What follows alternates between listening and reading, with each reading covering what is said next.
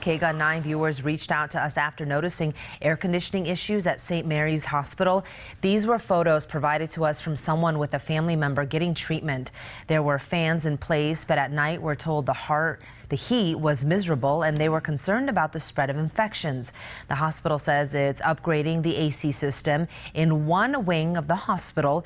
In a written statement, it says, quote, in part, use of these fans has been approved by our infection prevention staff.